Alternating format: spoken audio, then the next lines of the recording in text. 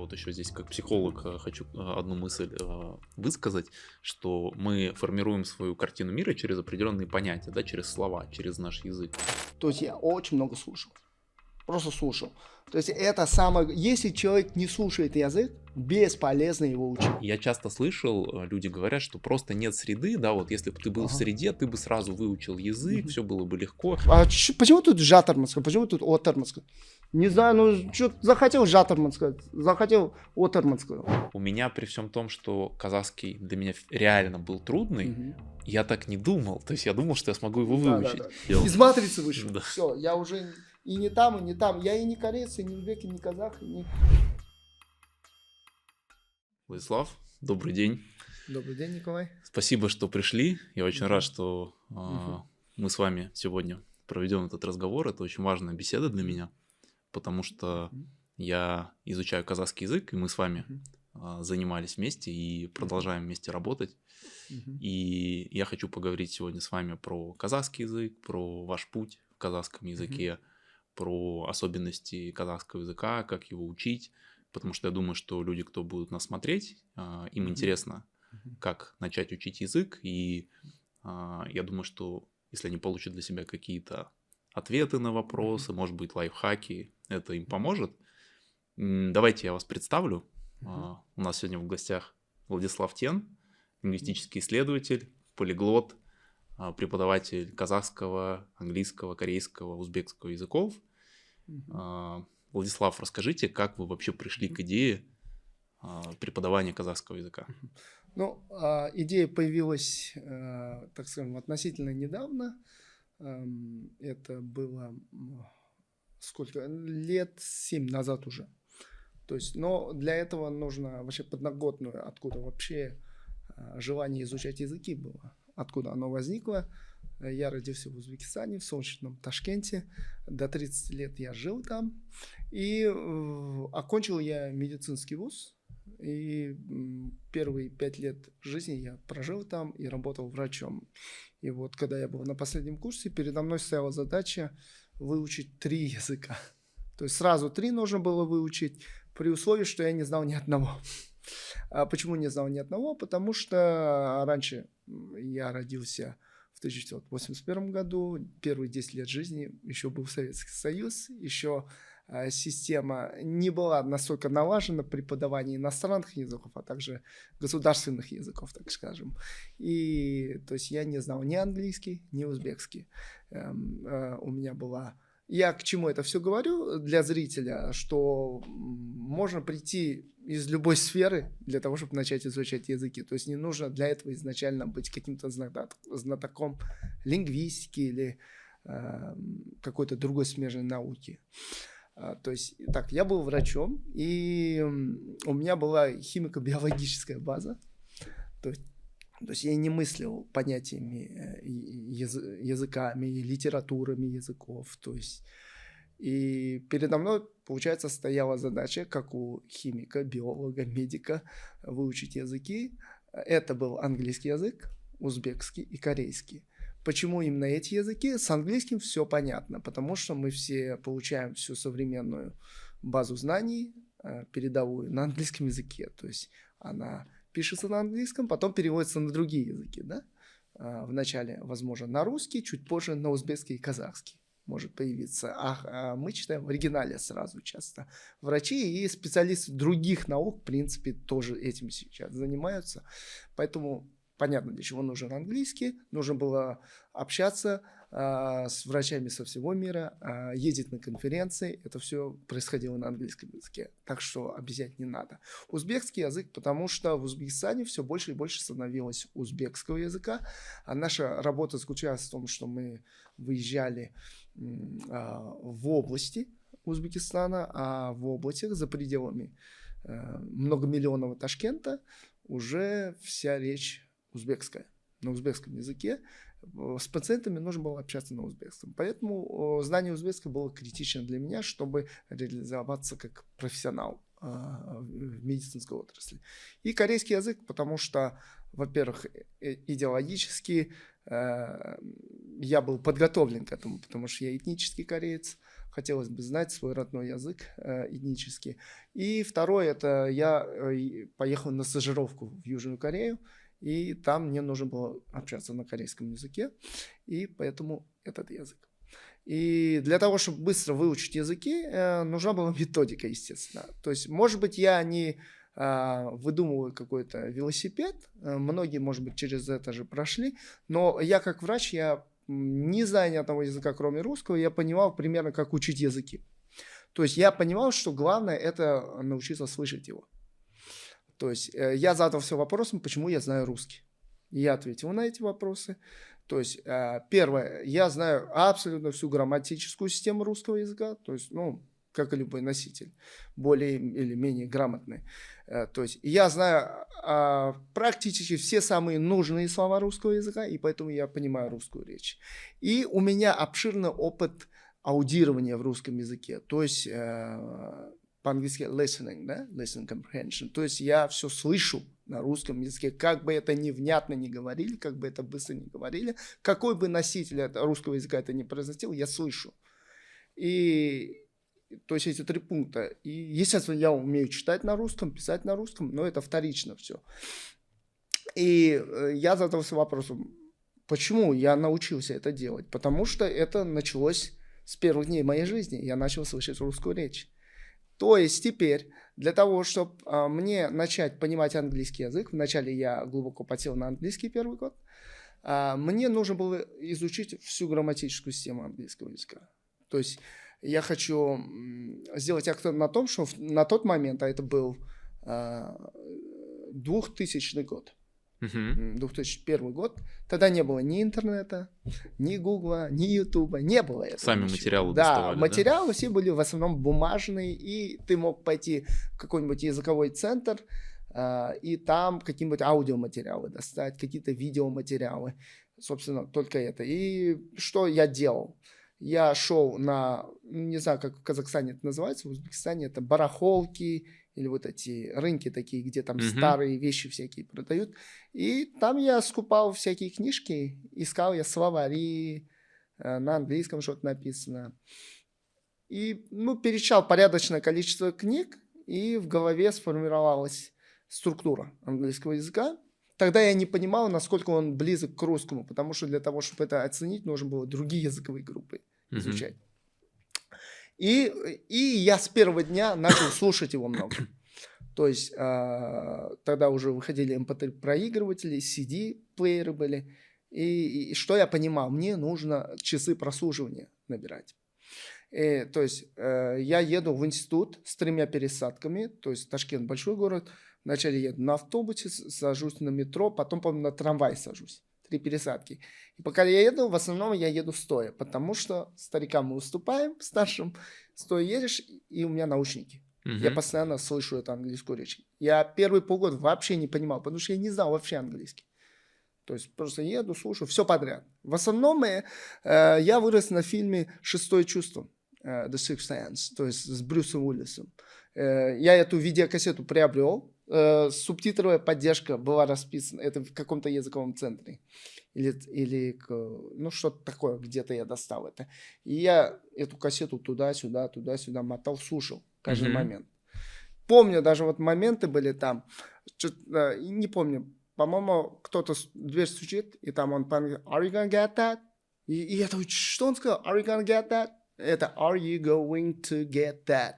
Собираешься с этим справиться? Открывается «Are you gonna open the door?» Например, да? Собираешься эту дверь открывать? А потом я понял, и я уже что начинал понимать? Вот эти gonna, wanna, да? Они неспроста есть в английском, значит, это есть и в русском. Я начал, а где это в русском? И я начал обращать. В русском это, например, люблю пример, например, «Мне хочется заниматься». Мы так пишем. А в идеале мне хочется заниматься. Мне хочется заниматься. Хочется то есть заниматься. Фонетический устный язык получается, отличается. мы никогда не обращали внимания, что «ся» произносится как «ца». Хочется заниматься. Получается, этого полным-полно в русском. Или, например, мы пишем «я бы пошел». Да? А в идеале мы не говорим «я бы пошел». Я пошел. То есть я бы пошел, это я пошел. А попробуйте П не удвоенную сделать, а не удваивать. И получится совсем другое. Я пошел. Смотри, я пошел. Совсем другая мысль. Я пошел. I went. I left. Я бы пошел. I would go. Например, I would have gone. Допустим, совсем другое, да? Или қазақша кетем, кетер кетуші едім, да? Кететін едім. Мысалы, допустим. То есть, и я начал на это обращать внимание, и через год я понял, что я уже выучил английский. Потом уже, конечно, пришел момент, когда нужно было оттачивать английский, хотелось улучшить, то есть в итоге я его отточил до kind of general American accent. То есть я говорю на general American accent, это Hollywood accent. То есть на вот таком. То есть это для меня самый приемлемый. Не British. То есть надо что-то одно выбрать. Вот даже когда мы будем о казахском говорить, в казахском, все-таки надо одно выбрать. И думаю, литературная норма. Так будем говорить истеп жатыр или истеватор. Давайте будем знать, что есть истеватор. Но будем говорить степ жатыр. А теперь вопрос, жатыр или джатыр? Ж или дже? Тоже нужно определиться. То есть я для себя определил, я буду «ж» говорить, не буду «дже» говорить. Хотя мне легче «дже» сказать, я же узбекский учил. А узбеки, они на джекающем диалекте говорят. Им легче «джакса», «яхши» там уже будет. Но я «ж» решил. Почему? Потому что если придерживаешься одной диалектальной нормы, то есть у тебя артикуляционный аппарат привыкает к этому. То есть, например, я могу сказать на американском «no, are you working now?» И уже по-британски «are you working now?» У меня даже артикуляция уже не позволяет мне это сделать. Я могу... Уже мышцы определенным образом. Да, они уже все работают под American style English, not British one. И все. Вот так примерно. И также нужно в ташкентском, например, в узбекском языке я говорю только на ташкентском диалекте. Можно на литературном, но я уже тяжело на нем идет. То есть должен привыкать к одному. И получается, вы изучили английский язык, освоили его, и потом постепенно перешли через узбекский к казахскому. То есть, смотрите, чтобы сделать kind of mother tongue, да, near nativeness, типа того, нужно, чтобы ты на каком-то одном диалекте говорил. Хочешь британский, хочешь кокни, хоть на кокни говори, учи только кокни. Там же есть такой новый. Вот логика какая? Писано water, да? Water. Они «ва», да, говорят? «Ва», например. Вообще глотают. Да. Американцы все, это не просто water, там еще water. Или вообще water. То есть совсем другое становится. То есть там логика какая? Пишется, они говорят, произносим water. Но американцы «р» должны произнести water, да? Water. И Т сама звончается до Д. Water. А Д, так как она в этом международном положении, она как русская Р. Water. Или даже water. То есть вот такие логики. Слушайте, столько нюансов получается в языке, да. Смотрите, вот на сегодняшний день фонетика — это вообще основа основ для меня. То есть через фонетику, фонетику это я так глубоко. Людям не надо, людям надо просто объяснить. То есть, например, преподаешь русский язык, не говори, вот видите, вот что, говорите что. Все, не надо, потому что там редукция, это ему не надо, потому что скажи. Хочется купаться, скажи, не говори хочется купаться, скажи, хочется купаться. Например, или говоришь, вот в английском have to, да? Не надо ему говорить, что have to. Просто повтори have to. Have to. Что про have to? Это керек. Это керек. I have to go. I do have to go. Например. Владислав, а получается, вы изначально уже казахский учили, чтобы его преподавать? Да, то есть, смотрите, эти 3 языка я сделал, да? То есть, вот теперь про корейский. Я выучил узбекский, то есть тюркскую грамматику, да? Я начал дома своих родных понимать. Мои старшие, то есть родители, дедушки, бабушки, они между собой по-корейски. Я начал их понимать, потому что я начал структуру понимать. А корейский-то тоже входит в теоретическую алтайскую группу языков вместе с тюркским. Все, я начал свой родной понимать. После этого, до этого не понимал. И поехал уже в Сеул. Вообще не в Сеул поехал, но я изучал специально сеульский диалект. Там тоже много диалектов. Можно же пхенянский учить, но зачем он мне нужен? хотя он ближе к нашему местному. И специально сеульский изучал, как его особенности. И теперь приехал в Казахстан. Теперь Казахстан приехал. История так получилась. Вначале мои родители приехали, потом мы уже приехали, дети, они нас позвали. И приехал, и первые 5 лет я врачом работал. Врачом специально, нострифицировал диплом по специальности. А потом уже, ну так получилось, что как приход к преподаванию, я в промежутках занимался переводами медицинскими в основном. То есть меня звали, я переводил синхронные переводы, последовательные. И вот на одной из таких конференций врачи, они говорят: Владислав, может быть, вы будете преподавать? Раз вы переводите, хорошо, значит, вы преподаете хорошо. А у меня не было никаких желания преподавать. Так подумал про себя, почему бы нет? Я могу это объяснить, в принципе. То, что И я начал. И вот так все завертелось, потом начал преподавать.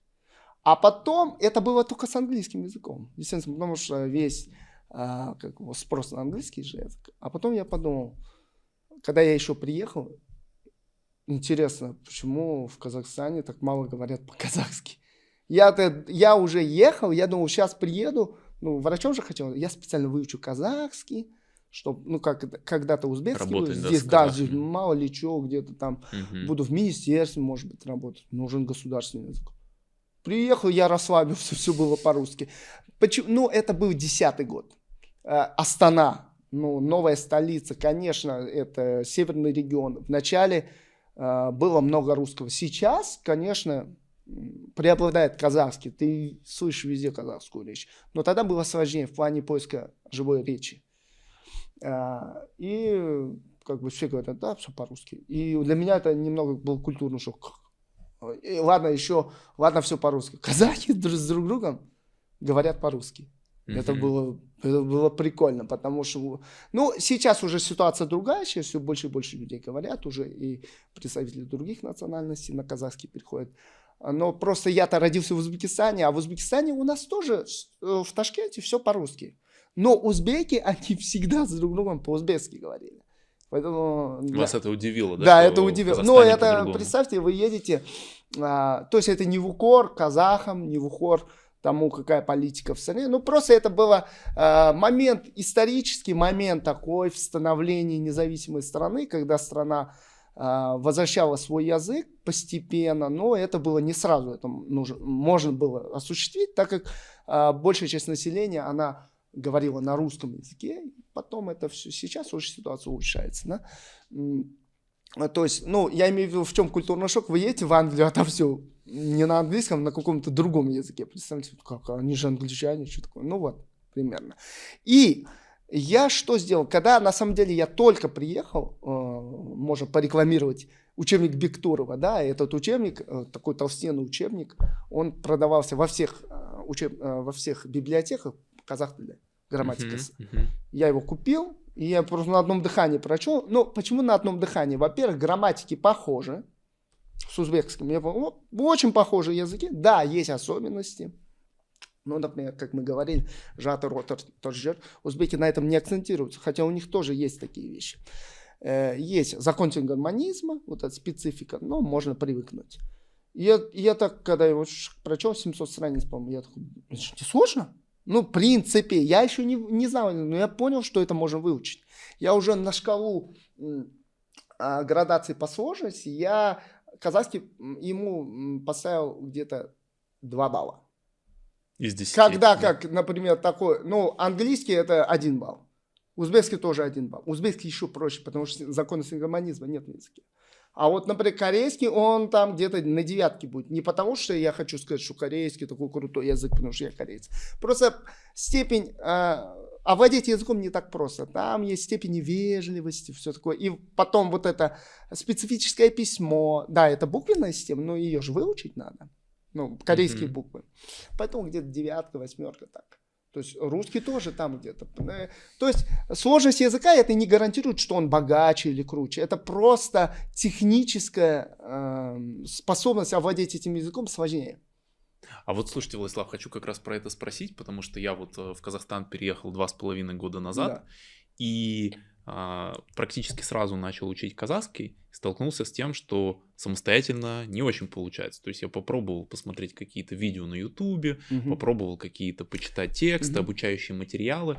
И я думаю, что людям, которые нас смотрят, будет интересно, ну, тем, кто хотят или начать учить язык, или кто знает его на самом-самом базовом уровне, попробовать освоить в более продвинутом варианте. Какой подход использовать, чтобы изучать то, что нужно, не лишний материал пока не брать, а брать именно то, что сразу можно применить и быстро вырасти? Смотрите, ну вот первое, вот какой бы я язык не учил, но вот у меня опыт, да, первых 3 языков, то есть я очень много слушал. Просто слушал. То есть это самое... Если человек не слушает язык, бесполезно его учить, потому что не нарастив слуховую базу, ты не разговоришь. Вообще, то есть мозг может подстегнуть только слух. Объясню, вот как врач объясняет. То есть, когда дитя рождается, то есть оно еще не знает ни одного языка, да, но представьте, в теории родилось слепой ребенок. Но слепой. Но он слышит. И он заговорит. Он даже быстрее заговорит, чем зрячие дети. Почему? Потому что у него единственный орган зрения – это его слух. То есть он через него видит, и то есть он более вовлечен, ему нужно. И он быстрее заговорит. Теперь рождается ребенок глухой. Мы даже его нарекаем уже глухонемым. Он не заговорит.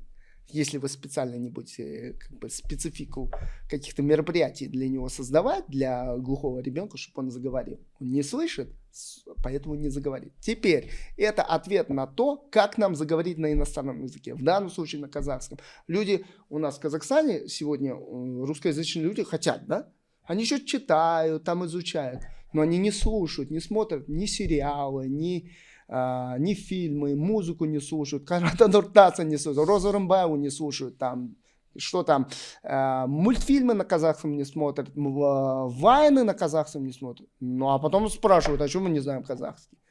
То есть вы считаете, что именно это навык слушания – это самое главное? Ведь, Николай, вы много слушали, согласитесь? Ну да, практически вы слушали постоянно. А если вы не слушали? Не знаю. Я не знаю. Вот теперь смотрите, сегодня вот у нас говорят дети, да, современные дети, они уже по умолчанию английский лучше знают, чем дети в советское время, да? Вот, ну, вы меньше застали, помладше. Мои родители, ну, у них у всех был такой английский, никакой уже. То есть, может быть, в школьные годы они получали 4-ки, 5-ки свои, но потом все, они уже забыли его. Почему? Потому что сегодняшним дети получают ежедневную подпитку через YouTube, интернет. TikTok, Instagram, они постоянно контент, смотрят. Да. И англоязычный контент хочет того, он говорит, но он выходит, и ты его слышишь. Слышишь, и все, дети уже подстегиваются. Это о чем? Это опять свидетельство тому, моим словам, что нужно слушать. Теперь вопрос другой. А как слушать? Ну, у меня времени нет. Но, смотрите, слушать можно не активно, а пассивно. Пассивное прослушивание. Вот смотрите, я, когда начал учить английский, я поставил себе задачу. Я не знаю язык, но я знаю, что я могу выучить. То есть я так, на транспорт я затрачу 1,5 часа, пока до института доеду. Назад я тоже 1,5 часа. Если я буду ехать и со своими друзьями и болтать, и в окне ворон считать, это просто... 3 часа каждый день зря. Да, это зря, я просто живу. Это можно делать, может быть, где-то местами для расслабления. В какой-то момент мы должны общаться, но большую часть я должен посвящать саморазвитию. И я это и делаю. То есть теперь вот говорят, а как слушать, если ты не понимаешь? А как ездить на автомобиле, если ты не умеешь водить? А как плавать, если ты не умеешь плавать? Ты все равно должен окунуться в воду, барахтаться в ней и начать. Ты все равно должен за руль сесть, там, сделать местами аварии, научиться. Теперь вопрос. В нашем случае окунуться в среду, в искусственно созданную для тебя среду, то есть через аудирование. Ну, потому что ты же не заставишь себя в аул поехать, где вообще нет русских, одни казахи. Ты не сделаешь это. Тебе же нужно в этих условиях, домашних. У меня не было возможности поехать куда-то в Америку. И там куда-нибудь где-то в Калифорнию, где там говорить на American English. То есть я это в домашних условиях все делал. То есть это только аудирование. То есть, смотрите, лайфхак. наушники. Сейчас легче, тогда были проводные. Сложно было. Как я поступал? Тогда были проводные, были китайские, они копейки стоили, они всегда копейки стоят, проводные. Они через неделю ломались, через месяц ломались. Но ты купишь десяток. То есть там не надо большого, даже денег не нужно много. И я их менял просто. Сейчас что? Сейчас у нас уже проводные. Я люблю слушать левым ухом. Ну, оно я трубку телефона держу в левой, кто-то правым слышит лучше. И вот я в левое, а правое у меня свободное. Правое для окружающей среды. То есть у вас, получается, внимание разделялось на два потока. Конечно. Одно для восприятия Тут нельзя мира. два закрывать. Да. Особенно, когда ты пешком идешь. В аварию попадешь. Тебя могут сдавить. Ты должен слышать же. Я сейчас за рулем езжу, в левом всегда что-то играет. Или магнитола. А слушайте, вот вы сказали по поводу, да, поехать в среду, там, Абаул или еще куда-то. Я часто слышал, люди говорят, что просто нет среды, да, вот если бы ты был в среде, ты бы сразу выучил язык, все было бы легко, просто у тебя нет такой необходимости. Как вы думаете, насколько это действительно так? Действительно ли, если человека просто взять и погрузить в среду, он автоматом просто наберется опыта и сможет выучить язык, или ему нужно что-то еще? Нужно еще, желательно нужна базовая теоретическая подготовка. Ну, как бы, вот смотрите, вы едете в среду, ну, вот отправили вас в среду, и вам говорят, и ты жевавшь? Просто жевал, да? Жевал, тамак швал. Что за ишвал вообще? Что за ишвал? Вы говорите, вы спрашиваете, что вы сейчас сказали? Вот, ну, тамак швал. Ну, это же эшеп ау, да? Эшеп ау. Ну, где это? Это же нужно вам объяснить. Не ситуация. Да, не ситуация. Это же нужно объяснить, что это не стип жатсын, жатырсын, ну все такое, да? Отырсын, жатырсын, отырсын, то есть альмашылын түсіндіру керек. Ну, нужно эту разницу объяснить. А кто вам что будут эти объяснять? Как его жители? Нет, они этого не понимают, они просто говорят на казахском. Но мы говорим, ну мы же едем в английские какие там кемпы или что там на лето и выучиваем. Но мы едем уже подготовившись, теоретическая база. То есть не с нулевым знанием. Да, не с нулевым знанием. И потом, смотрите, мы пример приводим сейчас. Украина, да? Украинцы переходят на украинский язык. И легко у них получается. То есть, хотя они изначально русскоязычные. Но мы небо и землю, это выучить украинский после русского, выучить казахский после русского, это небо и земля. Ну, потому что разные группы. Конечно, да? Это если перед казахом стояла задача выучить кыргызский язык, то, пожалуйста, через полгода он уже бы шпарил на кыргызском. Ну, там поменял бы местами где-то слова какие-то. Все. Это то же самое технически выучить украинский язык. Это небо и земля. Сегодня, как бы человек ни старался, он может не продвинуться в казахском, потому что это технически другая группа языков, тюркская группа языков, где там порядок слов иной, да? И для этого нужна новая структура, да, вот, на которую мозг будет новые знания адаптировать и, соответственно, эти полочки раскладывать. Да, вот, ну, вот смотрите, фраза будет «Сен кім екеніңді білмеймін», да? «Сенің кім екеніңді білмеймін», да? Говорит, «Білмеймін», да? Ну, это мы собрали фразу «Я не знаю, кто ты», да? Я не знаю, кто. Ну, если мы ее будем собирать именно в таком порядке, как вот, я не знаю, мы так, я не знаю, кто ты. Мен білмеймін, да? Мен білмеймін, да? Мен білмеймін. Кто ты? Сен кімсің, да, получается. Мен білмеймін, сен кімсің. Может быть, так и говорят, но которые больше по-русски мыслят. Но это будет неверный ход мысли на казахском языке. То есть то, что мы до этого сказали, сенің, даже не сен, а сенің, да? Ну, может, сенің. Это получается родительный падеж, может выпадать окончание. Сен кім екеніңді білмеймін, да. А теперь по-английски. Когда мы учим английский, ему так, ой, I don't know, I do not know, да? I don't know who you are. Все легко, I don't know who you are. I don't know who you are. Все легко и просто. То есть мы не думаем, в английском тоже порядок слов идет. Поэтому английский уже на порядок легче. То есть, и поэтому сегодня говорят, мы так легко английский выучим, а казахский не можем. Не надо... Это разные вещи для сравнивания. Вот у них жер мен көк говорят, да? Жер мен көк, небо и земля. Как небо и земля, такая разница большая, нельзя сравнивать. Вот, например, мой опыт, да, то есть я, наверное, хороший в этом плане пример, потому что я вообще не знал никаких тюркских языков. Да, это ваш первый язык. Да, и когда я пытался понять хотя бы разницу вот отур, тур, жатур, жур. То есть Да. мне было просто... Мой мозг отказывался понимать, почему, какой смысл. Это сейчас мне уже трудно отмотать и понять, что когда ты Да-да. что я этого не знаю. Или там, что вот этот порядок слов, да, что глагол всегда в конце, и ты должен уже желательно знать, что ты хочешь сказать, чтобы закончить это глаголом.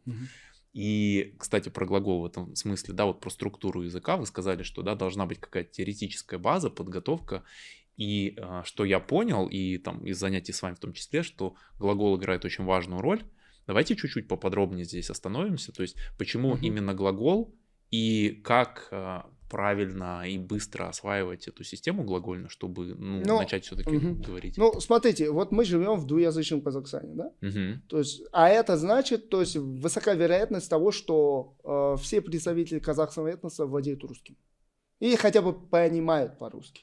То есть так, не скажем, засилия русского языка, но это, так скажем, один из мировых языков. Это русский язык, и на нем много литературы, на нем много ютуба, на нем много интернет-контента. Да, и он въезжает, и мы его видим, слышим. И поэтому, хочешь не хочешь, люди сейчас и английский понимают, и русский понимают.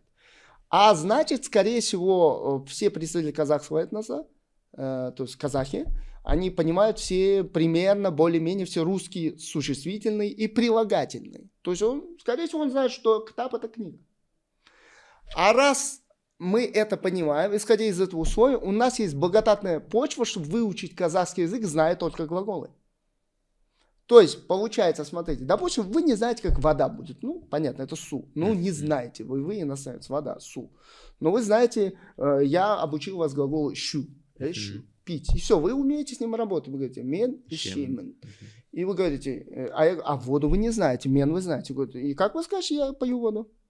Мен вода щем. Мен вода щем. Все. То есть уже можете говорить. Да, потом, конечно, вы задаетесь вопрос, а все-таки, а как вода? Я говорю, су. Мен су щем. Да. Теперь в английском такое нельзя реализовать, потому что в английском сразу нужно знать английский. То есть вы не можете сказать, I drink вода. Ну, никто не поймет. Nobody will understand you. Да? То есть, I drink вода. Did you drink вода? Никто не поймет, надо сразу. То есть, но это не говорит о том, что так нужно казахский учить. Но у нас есть сейчас возможность выучить глагол. Потому что вся сложность казахского языка это в глагольной системе.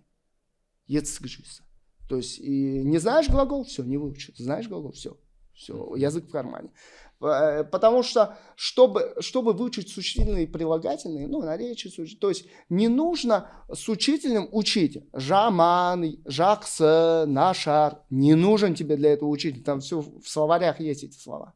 Все, вот учитель должен, вот учи эти слова. Вот завтра придешь, вот тебе антонимы узак, кыска, например, все. И сам уже подставишь узак, жол, кыска, жол, мысалы, да? Мерзем там. А глаголы, как вы сами выучите? Вот тебе на келю, бару, все, делай, что хочешь с ними. Пришел на следующий день. Ну как будет, я иду, мен келю, мен бару. Не пойдет. Да, нужна как система. Да там же как система. Вот давайте сразу проэкзаменуем. В настоящее время, да? Как с глаголом бару, как мы будем? Я иду. Мен барам, да? Это еще будущее, может. Я сейчас иду. Мен баражатом. Тебе давайте на будущее какое-нибудь. Мен барам, да? Еще что-нибудь есть какое-то такое? Барат не едем.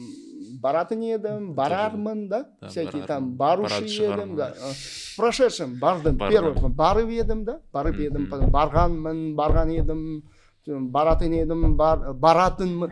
Чего только нет, да? Там теперь можешь жату присоединить. Не просто бардым, баражатым едем, все такое. Баражатам, просто можно потеряться в этих формах. А там, на самом деле, обыкновенная математика, математический ход. Просто казах, он с рождения к этой математике привык. А мы не понимаем эту математику. А эту математику не изъясняют. А раз не изъясняют, значит, это становится чрезвычайно сложным. И поэтому возникает миф о сложном казахском языке. Хотя он относится технически к наипростейшим языковым системам в мире. То есть мы сейчас какую-то революционную, как казахский легкий? Конечно, это один из наилегчайших языков в мире. Почему же он сложный? Ну, потому что нет системы его преподавания нормальных. Вот и все. То есть вот эту математику, получается, людям не объясняют? Да, Почему? да, Можете? Вот ваша версия. Смотрите, вот, допустим, вот я врач, да, и, допустим, я гастроэнтеролог, я эндоскопией занимался, и вот в Корее я 2 месяца эндоскопию делал, я научился мыть желудки, эндоскоп, колоноскопия, и в один из дней передо мной склянки с лекарствами, пей, завтра на тебе будем делать. Зачем? Ты должен все испытать. Я это все испытал, эту боль, как это неприятно. И у меня теперь эмпатия, медицинская эмпатия к пациенту. Я понимаю, как это непросто. Вот, то есть, почему? У нас нет у людей академической эмпатии. То есть, он сам знает язык, он сам знает. Қазақша біледі. А сен білмейсің. Ну, и что-нибудь про тебя будет говорить, ты не хочешь учить, ты такой-сякой. У него, но не будет понимания. Слушай, он же в русскоязычной среде родился.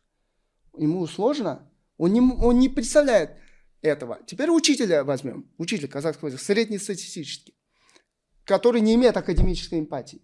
Ну, то есть, и он начинает просто казахский преподавать как родной язык. То есть, он с ним разговаривает, как будто он уже должен знать, якобы, как будто бы. А так нельзя. То есть, он ему будет эти формы. Там, екин, баражатырмын, там, барведом. Что это такое вообще? То есть, получается, в этом случае казахский нужно преподавать как иностранный? Да, и вот, например, он уже кеше, керемет, кынет. Что за ед? Ну, еда.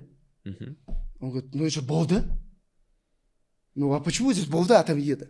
Например, сук еды, сук болды, сук болы еды, сук болган. Ну, ребята, вы понимаете это? А мы не понимаем, нам это надо объяснить. И это ничего не объясняется. То есть нужно грамотное объяснение, конечно, чтобы вот эта разница... Конечно, смотрите, если нет объяснения, это становится сверхсложным. Ну, может быть, от этого кому-то приятно. Это сложно, это непостижимо. Нам легко, а им сложно.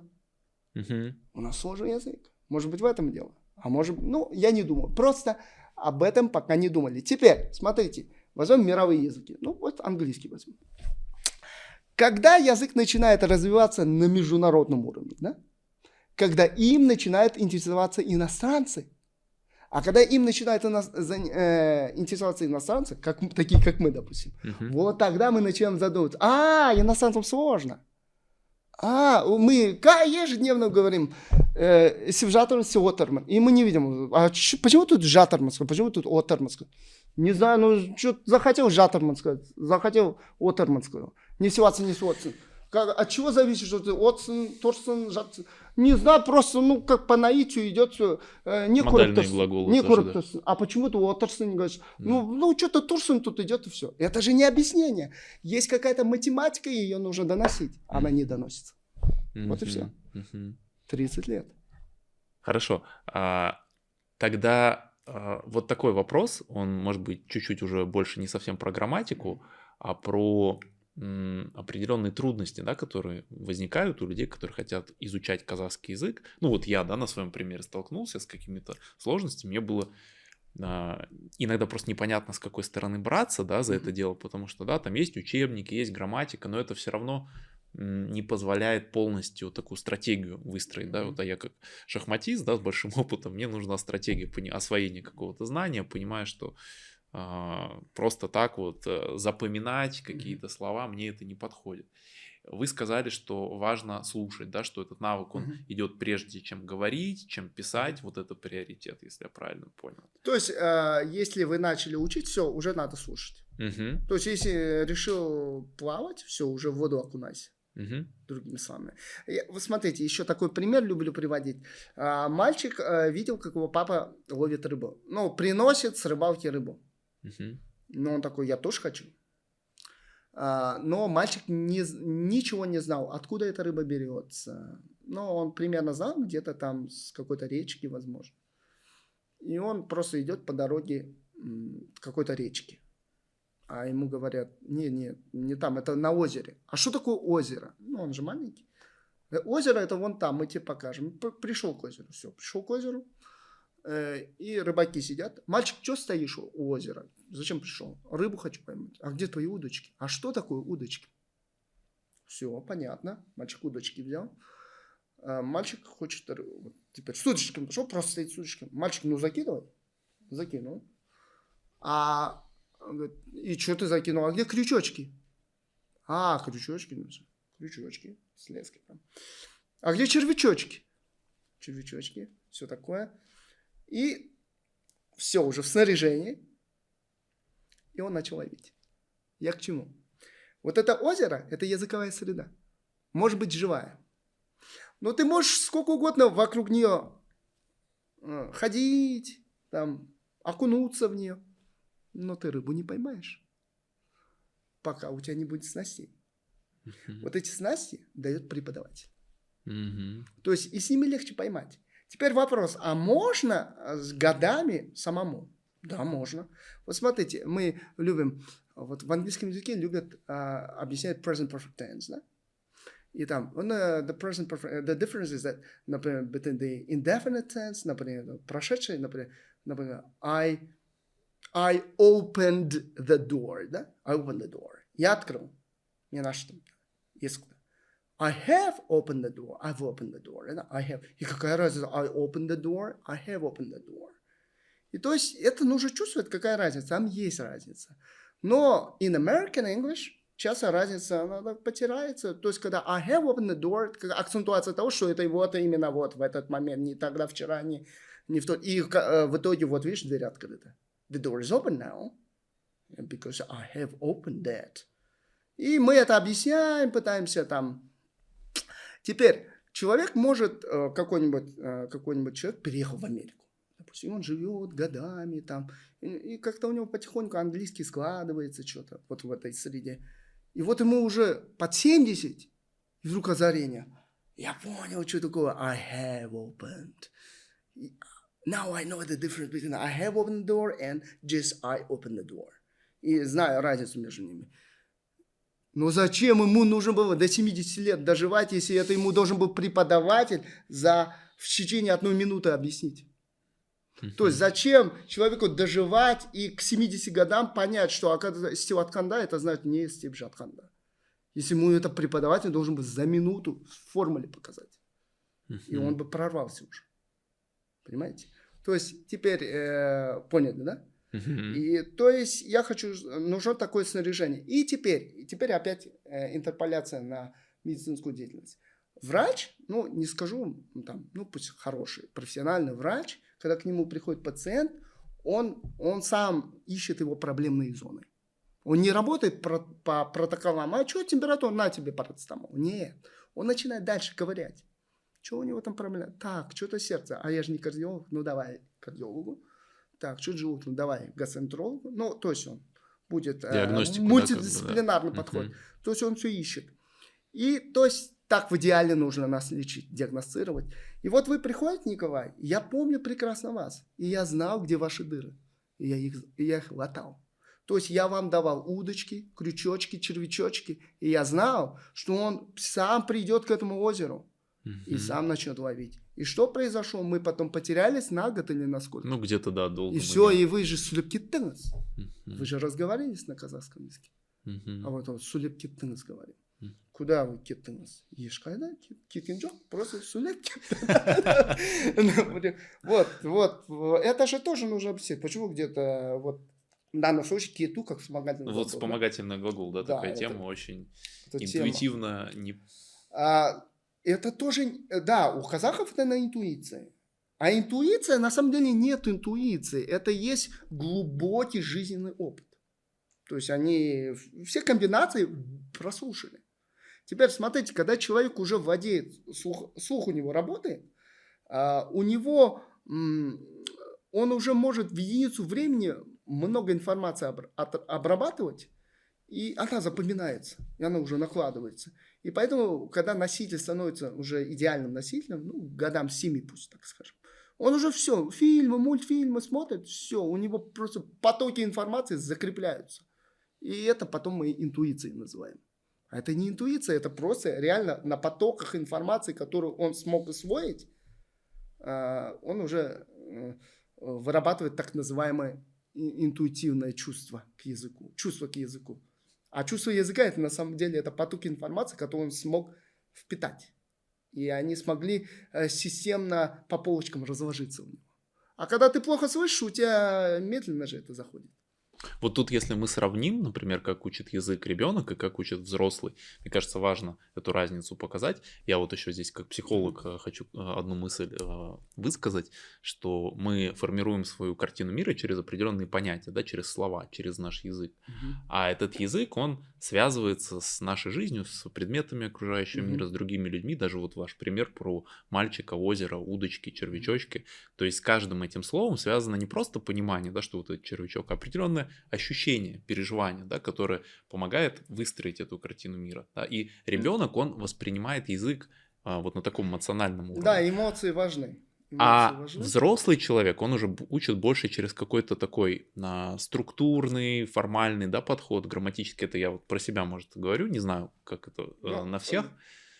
Но отличается, что вот ребенок, да, он быстро выучивает, да, набирает какие-то вот эти структуры для себя, новые слова очень легко запоминает, потому что, да, например, человеку говоришь вода, и у него сразу поднимаются определенные эмоции, воспоминания, картинки, а ему говоришь water или там су, и он такой су, и вспоминает картинку из учебника, да, и как бы немножко другая реакция. Это ладно еще су, а если там, да, какое-нибудь понятие, да, абстрактное, с этим вообще сложно связь какую-то почувствовать. Вот так тоже можно изучать язык, но так в основном учатся существительные так, на эмоциях. Почему? Смотрите, допустим, ктап, и все, что такое ктап? Ну, никаких эмоций. Книга.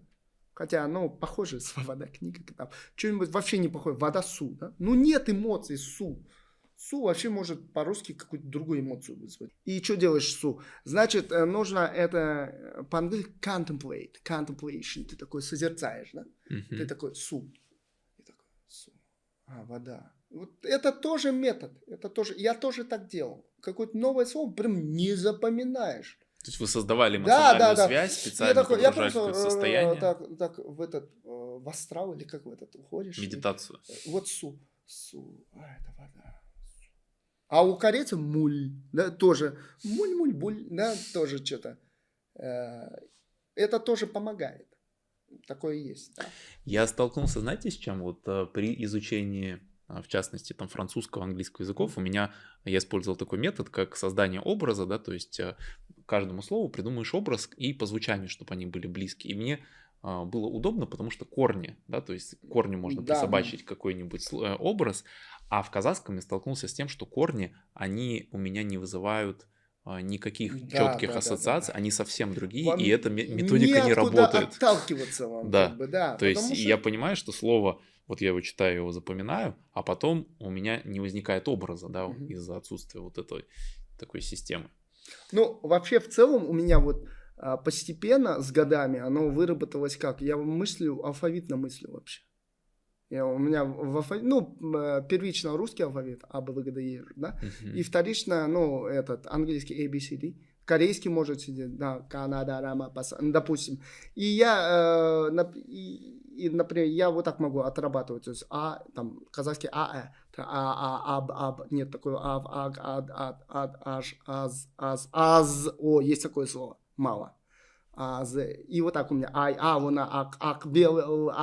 бери, угловой, например, честь, да?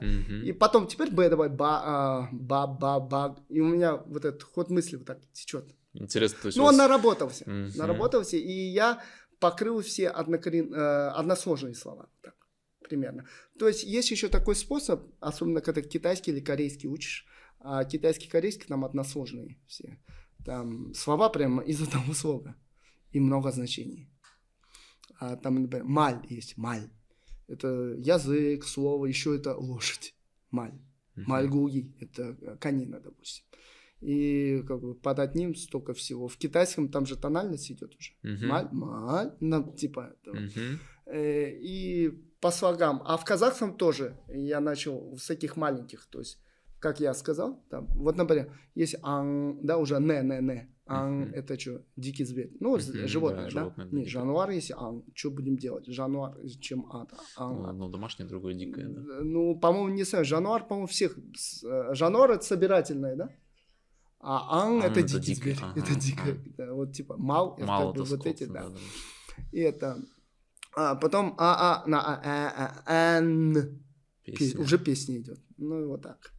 Потом же глагольная система часто из существительных или прилагательных образуется. Ну, да, бастау, таза, ахтау, да. да. Ихтау. Канагат, канагантан, ну и все Да. такое, да?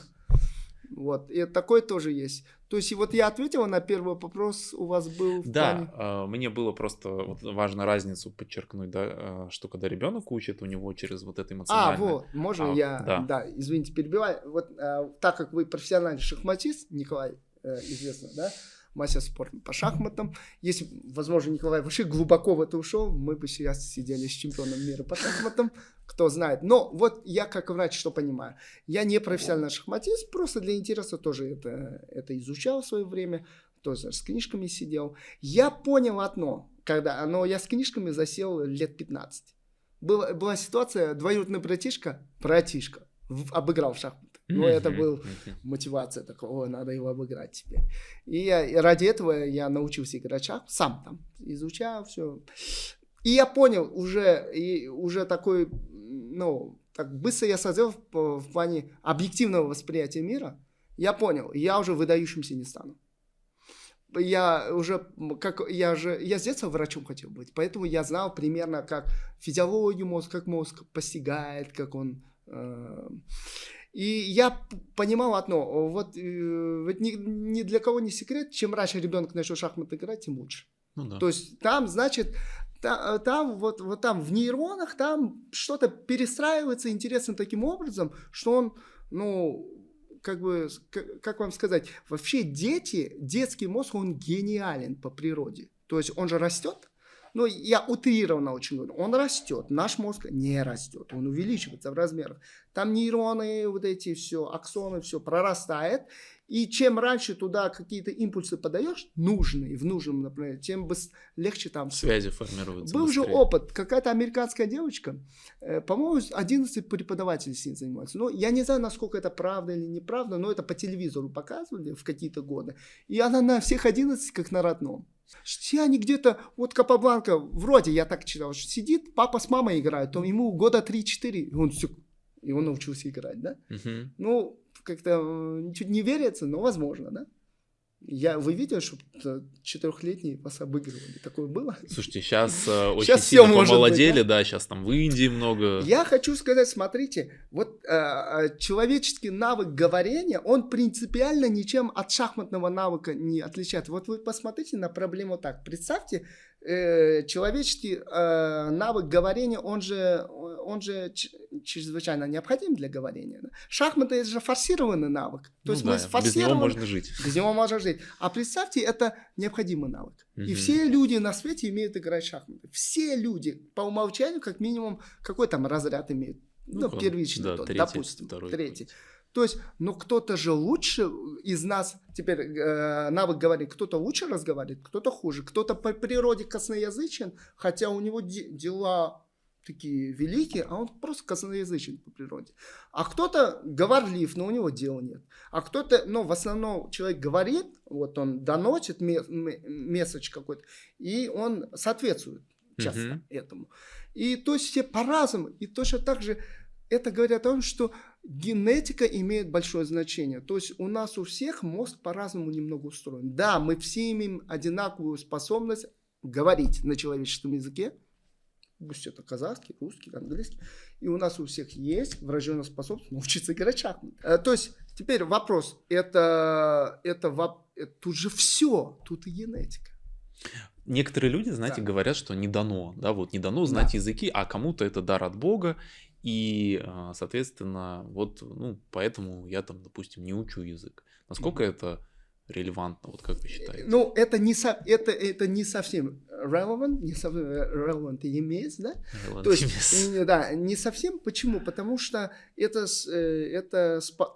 человек таким образом он отмазывается. Ну, в частности, в вопросе знания государственного языка. Ну, это мне не дано, или, ну, это ему дано, мне не дано. Но ты же заговорил на одном языке?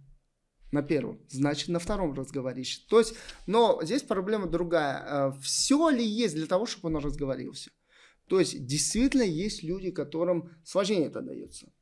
То есть, как и мы все будем играть шахматы, мы все начнем с рождения играть, но кто-то станет мастером спорта, кто-то гроссмейстером, кто-то не станет. Хотя мы примерно одинаково затратимся. Ну, потому что есть какие-то генетические ограничения. Не то, что генетические ограничения. Мы не говорим о таких генетических ограничениях, когда, будет какое-то расстройство интеллектуального толка. Да. Мы говорим, что есть какой-то range, да? Диапазон. Вот в этом, да, и мы все в него укладываемся, но у кого-то больше способностей. Какой-нибудь пример. 3 брата пошли боксерами. Только один чемпионом стал, 2 брата не стали. Но они помогают ему, что-то типа того.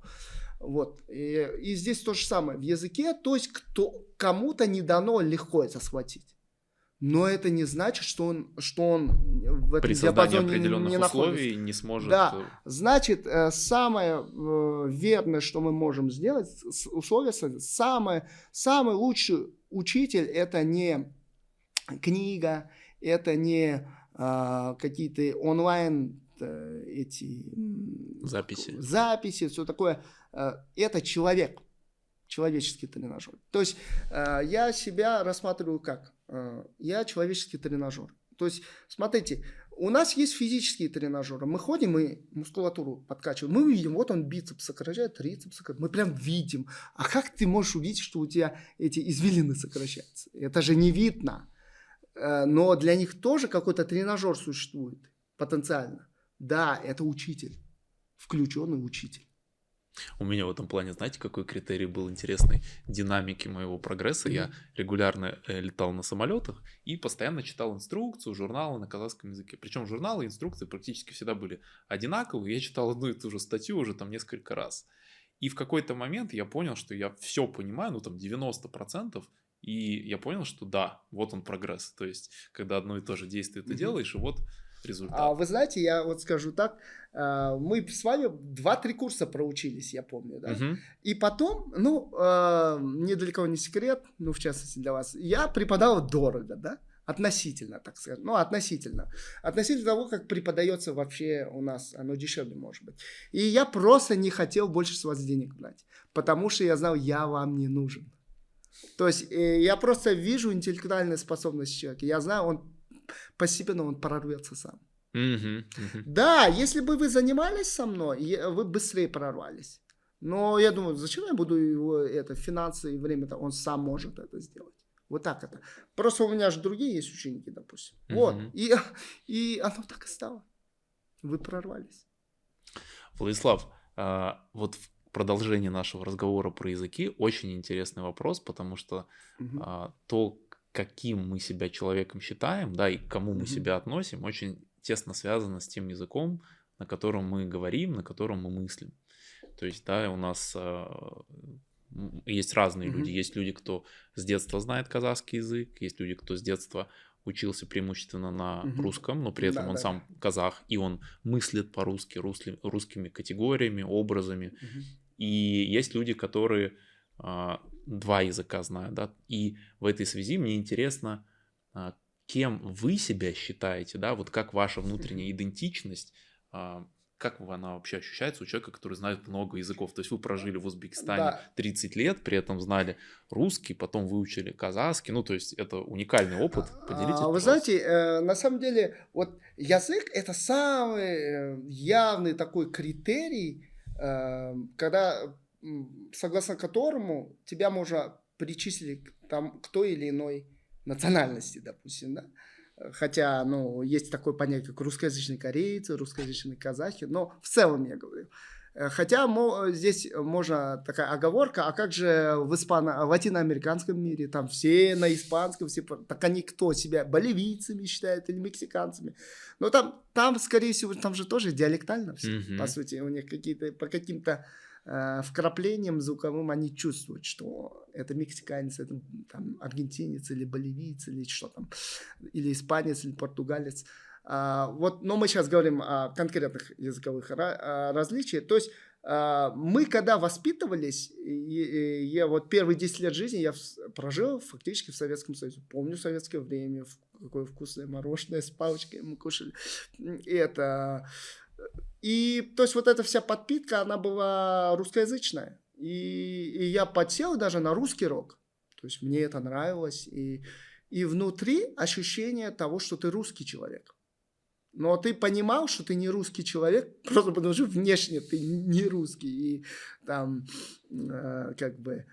и такое сопротивление идет.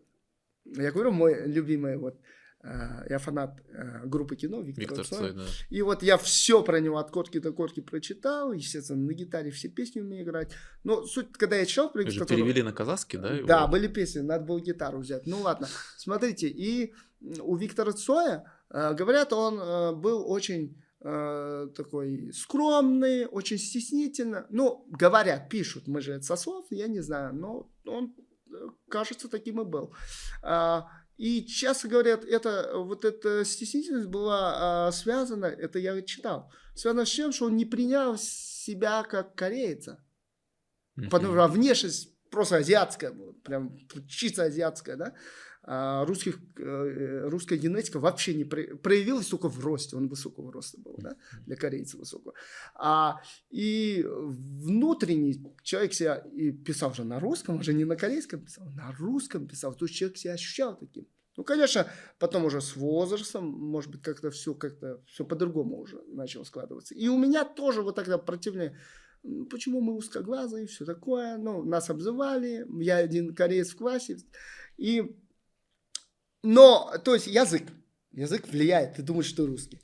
Но когда ты со своими корейцами собираешься, и там мы начинаем корейские всякие вот эти наши штучки кушать, все такое, и погружаешься в корейский дух, в этот момент ты себя корейцем ощущаешь, у тебя гордость, мы корейцы, все такое. А потом же расцвет Южной Кореи произошел, и мы уже все корейцы начинают себя сейчас отождествлять. Да, мы корейцы. А это все благодаря Южной Корее, не нашей заслуги там, да? Хотя говорят, там корейцы трудолюбивые. Но мне кажется, все люди трудолюбивые. Просто какой-то акцент почему-то пошел на корейцах, что как будто бы. Я думаю, все люди, которые есть и ленивые, трудолюбивые, ну вот так. Потом я выучил узбекский, и я так его хорошо выучил, ну так он, потому что среда уже была, когда я уже эти удочки, крючочки, червячочки заимел, все, я начал вылавливать прям. И я уже избирательно начал вылавливать, то есть диалектально. То есть хочу эту рыбу, то есть ташкентский диалект, столичный. То есть уже дифференциация. Да, я вначале, я говорю по-книжному. Начало, я выхожу по-книжному, я говорю, например, например, поезд Келяпты, вон поезд идет, например, поезд Келяпты. Поезд Келяпты, вот. Келяпты не говори, это те областные так говорят. Мы сразу их вычисляем. А мы крутые, мы кивоты говорим. Ну, другой, то есть по-другому чуть-чуть. То есть это как, есть, знаете, у казахов не хлеб жатсын, не хлеб жатырсын, не гладсын. Вот это очень на узбекский положил. Клу и туда. Да, клу, он становится как в этом смысле, как ету и как стил, по сути, не гладсын. Ну, можно не етватсын, етып жатырсын, тоже не сегодня, не жат. И я становился узбеком, то есть палатки, ну, вот эти такие, ну, и прям в этих... Прям ощущения, да, какие-то, собственно, да, другие. очень влияло. Ну, сейчас, наверное, казахом становлюсь потихоньку. Вы это ощущаете? Да, есть. А можете привести пару примеров, как это, в какие моменты, как это чувствуется? Ну, не знаю, когда вот гимн поешь, такое трепетное чувство. Не знаю, ничего не буду говорить, но гимн у нас, по-моему, самый красивый в мире. Вот я слушал американский, корейский, казахстанский гимн самый лучший в мире. Ну, просто, ну, я не знаю, ну, круто создан, но такой... Воодушевляющий. Да, вообще, и так, сразу представляю, бешпарма, ну, все такое, юрты. Вот, ну, наверное, в этом, как бы... Получается, что у вас внутри как будто бы есть несколько идентичностей, да? И в одной ситуации вы чувствуете себя больше корейцем, где-то казахом, где-то русским, узбеком. Нет ли какого-то, знаете, такого стержневого, основного, что как бы это больше, а это дополнительно? Вы знаете, или это просто разные режимы? Знаете, вообще я задался вопросом. В 20 лет я не знал ни одного языка. Но в 17-18 там у нас латынь начали, лингва латина. И пошла латынь, ну, там, начал понимать. Я такой, слушай, что-то, наверное, узбекский, английский чем-то похоже там. Но потому что латиница пошла, латинский язык, потому что там более-менее начали учителя преподавать. Интересно было, там пословицы медицинские сразу. Studiorum est нет, repetitio est mater studiorum. Repetition is a mother of knowledge. То есть, не поняли, да? Да. Похоже, да? Repetitio est mater, ну, я где-то... Повторение мать учения, мать учения, studiorum. И это, допустим, стерни к звездам, да, вот это тоже. И потом я такой, потом на английский подсел, а у меня было узбекский надо учить потом. Но я выучил английский, и я такой, слушай, а здесь вообще англичан, американцев нет, а я выучил английский. Узбеки вокруг меня. Я до сих пор ни одного слова не знаю. Вообще, то есть 22-20 я вообще ни разу в жизни салам алейкум не говорил. Вот до такой степени. То есть, почему здесь говорят, начни с ассаламу алейкум, салямицу, саламу. Почему? Начни, хотя бы начни. Люди не могут через это прорваться. По чуть-чуть начать да, этот начни, опыт, вот этот, начни. Барьер. Да, и я такой, а почему так? А потому что, когда мы росли, в нас все впитывали, все русское. Я не говорю сейчас, что плохо или хорошо, просто это было, как факт. И мы думали, это круто, это круче всего. Все остальное это стрёмно. Мы так воспитывались. И даже нам казалось, наша корейская это стрёмно, это по-колхозному. Когда деды с нами говорили, мы такие, они с нами на корейском, ой, опять вы достали со своими колхозными замашками. Мы вот так себе разговаривали. А сейчас я понимаю, как я больно делал им, да? То есть они хотели с нами на своем родном поговорить. На нашем родном корейском. А мы пренебрегали этим языком. И то есть получается, что прорваться в узбекском, мне нужно было прорваться сквозь вот этот, ну, своего рода шовинизм такой, да, так скажем, когда я признавал все русское. Не в плане, ну, потому что я был русскоязычным человеком. Я опять же не говорю, что русский это мой любимый язык, мой первый язык, на котором я сформировался. То есть, но это, и он мне стал преградой, чтобы что-то новое постигать. Но я прорвался. И когда я уже выучил первые 5 языков, я как бы вообще уже все как нет бы пределов. Из матрицы вышел. Да. Все, я уже и не там, и не там. Я и не корейец, и не узбек, и не казах, и не... Гражданин мира, да, получается? Да, в плане... То есть, I don't have any biases. Вот эти, да? Ограничения, да, предубеждения, вот эти, да. Предубеждения, когда они тебя держат. Они уже могут быть и религиозного толка, религиозного. То есть, они не должны держать. То есть, например, если я, допустим, I'm a Christian, например, но я должен принимать тоже все. Я думаю, знаете, вот то, что вы говорите, очень важно, потому что у людей есть определенные ожидания относительно того, предмет сложный или нет, язык. И это может блокировать. То есть, если я ожидаю, что это сложный язык, он трудный, то мне будет трудно все это осваивать. Потому что у меня при всем том, что казахский для меня реально был трудный, я так не думал. То есть я думал, что я смогу его выучить. И получилось, что действительно во что веришь, что и происходит. Не, ну, извините, было ли так, что я поспособствовал тому, что он легче слушайте, ну, понятное дело, да. Конечно. То есть вы дали вот эту грамматическую структуру. Кстати, сейчас хочу перейти про книгу немножко поговорить, потому что как раз вот эти полочки у меня стали формироваться, на которые знания ложатся, и благодаря этому мое ухо стало работать как антенна и, соответственно, слышать те фразы, и плюс то, что вот мы с вами говорили, да, язык письменный, язык фонетический, устный, да, там, Нестиватсон, да, вот Нестип Жаттерсон. То есть я прекрасно мог писать, но когда слушал, было сложно, потому что люди говорят по-другому. А мы с вами разбирали вот эти конструкции, соответственно, мне стало понятно многое в плане словообразования, того, как слова склеиваются, и ухо уже стало распознавать именно вот эти детали, нюансы. И давайте вот про вашу книгу хочу поговорить. Вы написали формулу казахского языка, большой труд. Расскажите вообще, как это произошло, и у вас, я так понимаю, что она первая, и планируется еще. Да, издание. Ну, смотрите, 1,5 года я писал эту книгу, не занимался преподаванием практически вообще, потому что все время посвящал ей. То есть знания, они укомплектованы, они уже у меня были в голове. То есть на самом деле я написал на 3000 страниц, у меня уже лежат труды. То есть, потому что вот таких 10 томов я могу издать. То есть я обращаюсь к издателям, да, что в принципе уже есть материал, осталось финансирование получить. Он есть, то есть вопрос финансирования и, в принципе, еще время, и можно написать. Первый том состоит из 450 страниц. Первоначально он закладывался как 600 страниц, но потом подумали, что слишком толстая будет книга. Да. Думали о названии и решили, что формула казахского языка. Почему? Казах тілінің формуласы. Ну, по аналогии с формулой любви, да? То есть мы любим, но мы не можем понять эту формулу, описать, почему, да? И мы говорим по-казахски, но есть какая-то формула к этому языку. И вот эта формула излагается, так скажем. И действительно, на левой стороне, да, каждой страницы практически вы видите формулы, да? И в основном здесь описана падежная система и глагольная система. Начало глагольной системы. Вот, как я вам говорил, нужно главное глагол выучить. И вот здесь все это описано.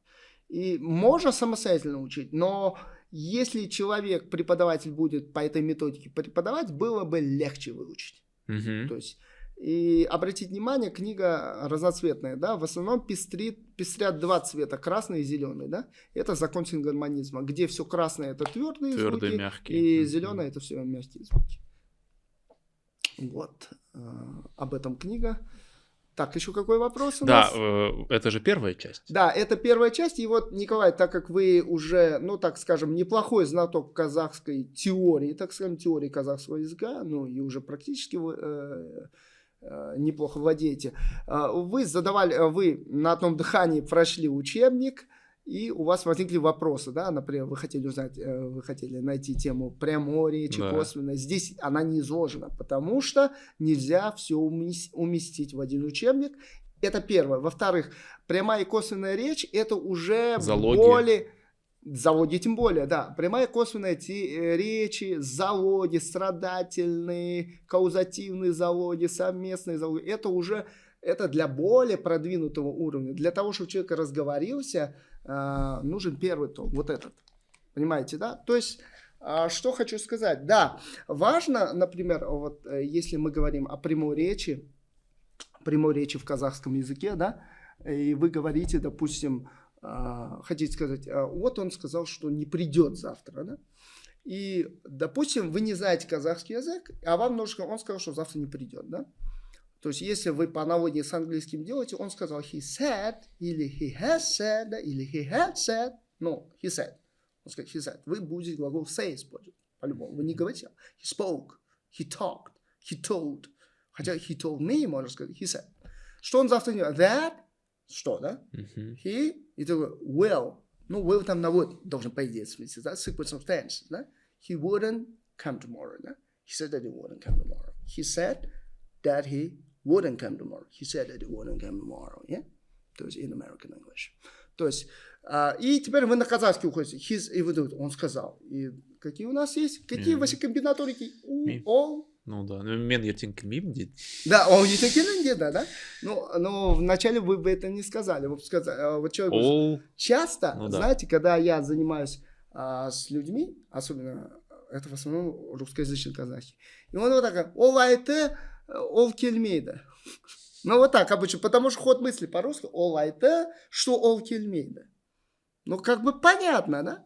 Но по-казахски будет ол ертең келмеймін деді или деп айтты, да? Деп айтты. То есть, ну этот переход нужно осуществить. Так можно еще по-другому через косвенную речь сказать, помните? Ол өзінің келмейтінін айтты. Келмейтін, да, уже это будет настоящее будущее приезжать. Өзінің келмейтіні. Потом табыс септі келмейтінін айтты. Уже не деды, айтты. Вот это интересный нюанс, потому что я в своем опыте сталкивался с тем, что я иногда, ну, уже зная на определенном уровне казахский, все равно продолжаю мыслить по-русски казахскими словами. А мне бы хотелось начать мыслить именно вот как казахи мыслят. Да. Вот что здесь можете Вот предложить? смотрите, допустим, вот эта тематика, но здесь вы легко прорвались, да? Ну да, в этом плане. Мгм. Вот, ну, ДД это только частный случай, да? Можно еще девайте сказать, Мгм. депайте. Разницы никакой. Ну, как бы разница такая. ДД это больше разговорно, девайте он чуть-чуть. Кишкентайр машилка. Да, чуть-чуть. На самом деле нет никакой разницы. То Мгм. есть она больше такая, девайте он больше попахивает, больше канцеляризма в нем, больше, как его, Официальности. официоза в нем Мгм. больше. Ну, ничем не отличается. Просто айты говорит о том, что ты именно айтын, а не, например, а не айгаладың. Вы же можете, о, келмеймін деп айгалады, можно сказать. Мгм. Ну, он же крикнул, вот не приду, там, допустим. Айтқан жоқ, айғалаған. Он крикнул. Ну, типа того. То есть айту, вы же можете, вы говорите, он спросил почему. Как вы скажете? Он спросил почему. Ол неге Неге. э, Так, потом. неге сурады? А где прямая речь? Прямая речь есть там? Есть, неге же. Ну да, Ну, неге где? деп сурады. Деп сурады. Да, ол неге деп сурады. А может без сурады? Может деде просто. Ол неге деді? Да, он неге деда. То есть, пожалуйста, деде, он вообще, он непонятный, он вопрос дает. Или, то есть, чтобы понять, что он вопросительный деда, это вот деп сурау. Мгм. А чтобы понять, что он повествовали, деп айту. Мгм. Вот, то есть, получается, у нас мы миллионные вопросы для диссертации сейчас описываем, а они не описываются. Ну вот мы это сейчас излагаем, Мгм. может быть. И вы во втором томе хотите вот Да, больше конечно. вот этому уделить внимание. Почему этому нужно уделить внимание? Не чтоб, может быть, не что вы так сказали, вы это услышите, вы начнете это слышать. Вы будете это слышать, и все. Вот, что говоришь, например, вот сходу, что ты говоришь, как бы Не сказать? Дипторс. Не деп торсын, да? Естественно, Не Дисон. не деп торсын, да? Почему торсын? Почему не отсын? Почему не атсын, да? Ну, вот эти все моменты, все это описывается. Или вот мы говорим неге, а потом вы же деп сурада, вы сказали. Мгм. А вот, как сказать, вот когда спрашивают, почему, как это сказать, когда спрашивают, почему, Неге сураганда? неге дегенде. А, Да, неге деп сураганда, да? мгм. То есть, ну, можно же проще, сурау вообще можно выкинуть. Дегенде. Неге. Неге дегенде. Все. Получается, а же мы часто говорим дегенде. Мгм. Что такое дегенде? То есть, То, как что, это, да, да, как да, бы вот это место которой, да, да. махаббат дегенде, когда говорят любовь. Ну, то есть, Мгм. а кым дегенде?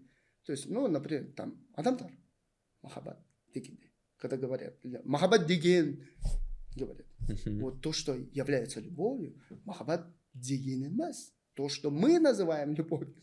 Махаббат деген сөз, это уже слово, которое мы смотрим.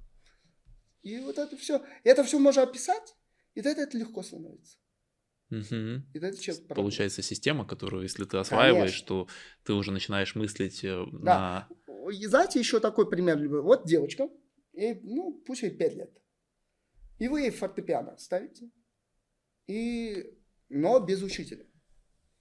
Где вероятность, что она вообще научится играть? Какова вероятность? Ну, давайте, она в среднем, пусть 80 лет живет. Мгм. На какой год она научится? И она каждый день что-то там будет делать. Через какое время она поймет, что там... И закономерности, там да, октавы. какие-то, да. Когда она поймет? 12 тонов. И они повторяются. Когда она поймет? И она каждый день что-то делает. Просто сама, учителя нет. Но, может быть, на 15 год. Мгм. Но она же каждый день что-то делает. Она поймет. Ведь человеческое само, как к этому пришло? Методом пробы и Ну да, ошибок. самоучки. Да. Но люди же все фиксировали через книги. И по следующим поколениям оставили. А у девочки нет никого. Она же сама. Через сколько лет она Моцартом станет? Ну, лет через 200. То есть она будет вот так делать, и через 200 лет она Моцартом станет. Знаете, в чем проблема? 200-то она не живет. А как ей стать быстрее? Учитель нужен. Мгм. Как драйвер такой. Конечно, который, он да. быстро это сделает. Он это сэкономит. Вот я учился в медвузе, и я думал, так, 7 лет, бакалавриат. Я когда проучился, то они это же все за полгода могли нам истолковать. А где ты найдешь такого, кто будет над тобой корпеть и тебе эти знания всовывать в тебя? Ты должен $1 000 000 заплатить ему. Не будет такого. Поэтому учитель, который это вам должен донести, он не будет дешево стоить. Ну и тут еще вопрос личной мотивации, да, чтобы человек Да, готов был не это плюс, брать да. и работать А сам. ведь знаете, а вы что думаете, в Казахстане мало замотивированных? Есть, но они размотивировались. Как замотивировались, так и размотивировались. То есть они выгорели. То есть они... Пробовали. Да, ну, понимаете, смотрите, язык учить, это не по утрам бегать. Вот ты если решил, все, каждое утро буду бегать. Через месяц у тебя успех будет. Ты же бегаешь, калории сжигаются.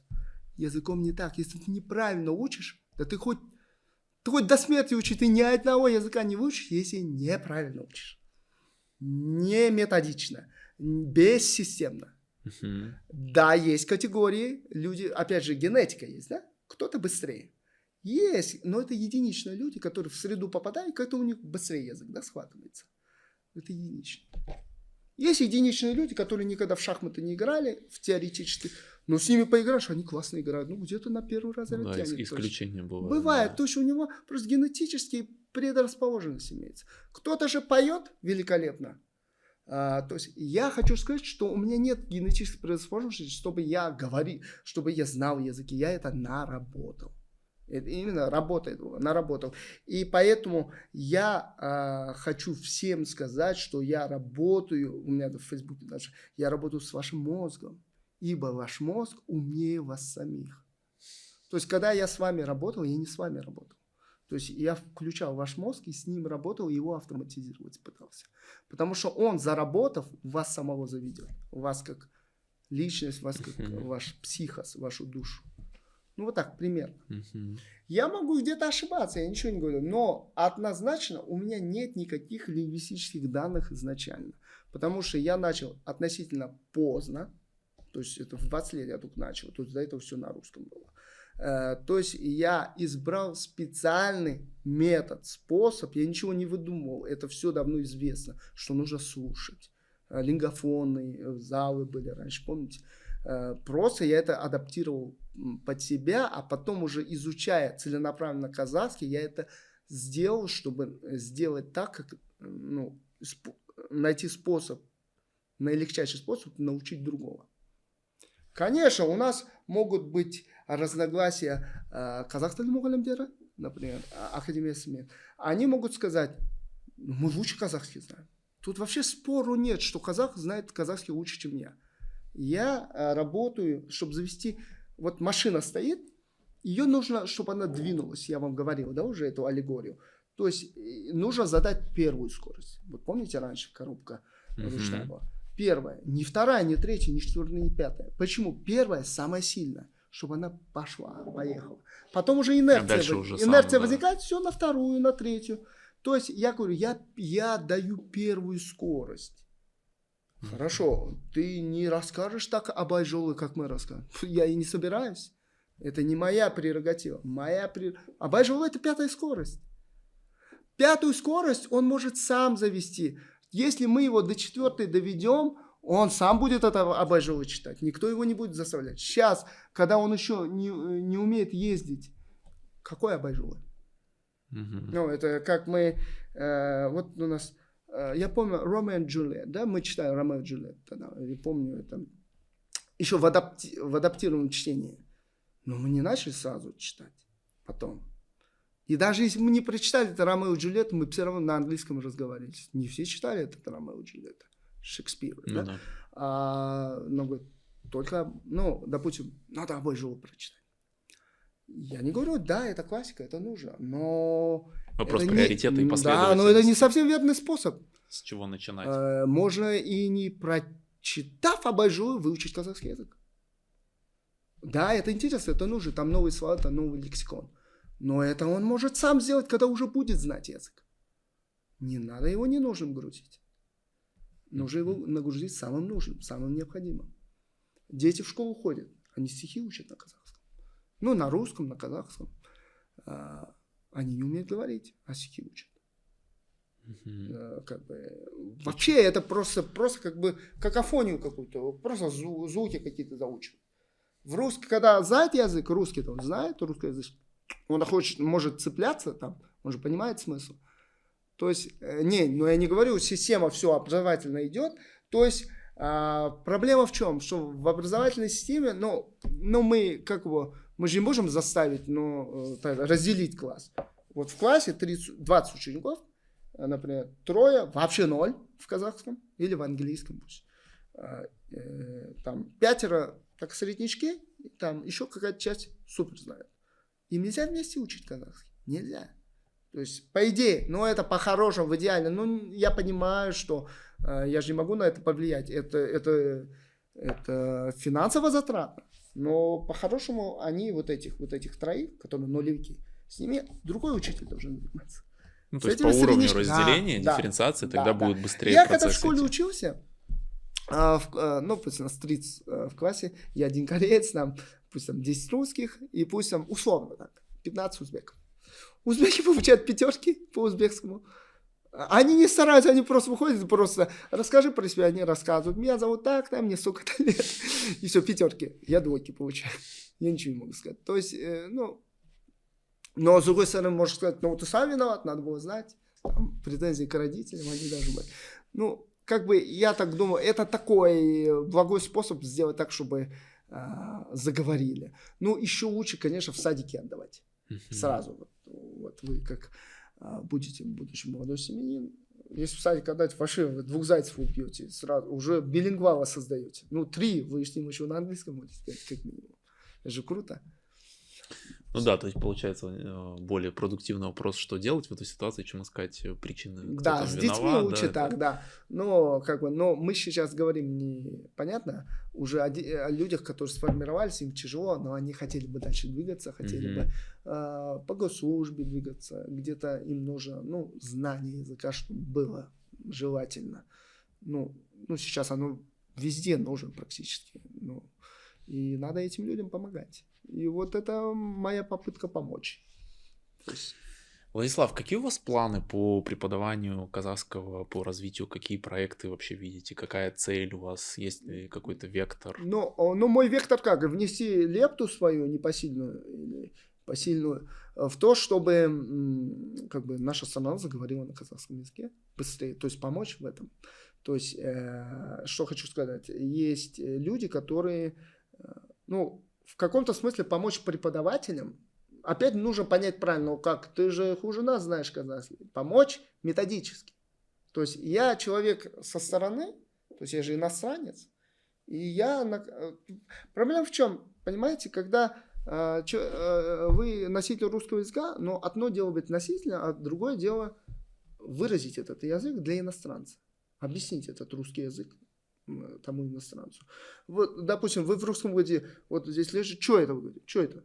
Что это, да? Что это? А он там, что это там? И тоже, что это говорить? Что тоже. Это разное, что это. Что это, да. Но казахское, она не. Это разные вещи. Ладно, у казахов еще что получается? Если тут много чего, мынавар уже. Анавар. Там, анавар, мынавар. Да? То есть по-разному ощущения. И вот это надо уметь объяснить. А я русский учу, а я казах, а у меня анау-мынау есть в языке, а у вас анау-мынау нет. Да, есть технически то, но мы не говорим, что то, мы так не говорим. И я говорю, вот что там, вот у нас анау-мынау. Что ты говоришь, я вообще не понял, вы мне говорите. Ты просто запомни, что это вы уже нервный. То есть с учеником нельзя нервничать. То есть если вы нервничаете, значит вы не можете донести. Это ваша некомпетентность, и это не он тугодум, это вы тугодум.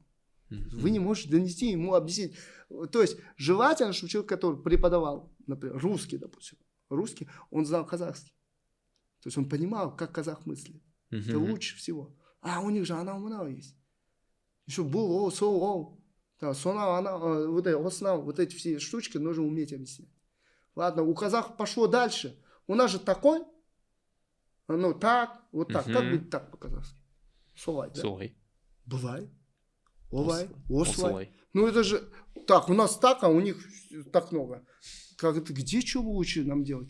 Вот когда... Вот я говорю, вот так, давай сделаем. Вы пока не видите. Я говорю, бластик. Вот, бывай. Вы показывают, привлекая внимание.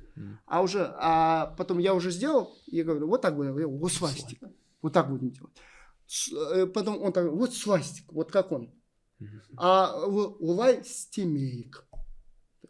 Пить. Но так не будем делать. То есть у каждого своя, получается. Функционал, да. Функционал. То есть и нужно уметь. То есть, а у нас по-русски так. Как бы легче как будто. Или английский там. Ну, все вот эти вещи. Это не только вопрос казахского языка. В целом. И для чего нужно? То есть объяснялка – это залог успеха. Объяснишь, поймет, все, прорвется. То есть мозг, пища для мозга – это разъяснялка. То есть мозг мыслит через систематизацию. То есть ему нужно кирпичик. Везде кирпич. То есть мозг, он как мыслит? Там же не каша в мозгу. Там все по полочкам.